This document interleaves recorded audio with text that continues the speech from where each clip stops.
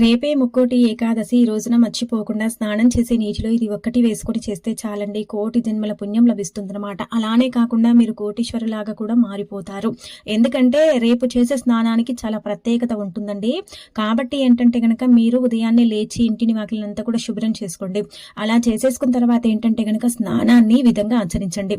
స్నానం అనేది ఏంటంటే గనక మన శరీరాన్ని శుద్ధి చేసేసి మనకు కోటి జన్మల పుణ్యాన్ని తెచ్చిపెడుతుంది. మనం తెలిసి తెలియక చేసిన తప్పులు, పాపాలు, శాపనార్థాలు, అలానే కాకుండా ఏంటంటే గనక పూర్వజన్మ కర్మలు ఇలాంటివి ఉంటూ ఉంటాయి కదండి. మనం చాలా వరకు కూడా సఫర్ అవుతూ ఉంటాం ఈ శని బాధలతో, అలానే కాకుండా ఇబ్బందులతో. అవన్నీ కూడా ఏంటంటే గనక ఈ యొక్క స్నానంతో అంటే అవన్నీ కూడా అంటే నీళ్ళల్లో కొట్టుకుని పోతాయి అనమాట. మన శరీరం శుద్ధి అయిపోతుంది, మనకు దైవానుగ్రహం కూడా కలుగుతుందన్నమాట.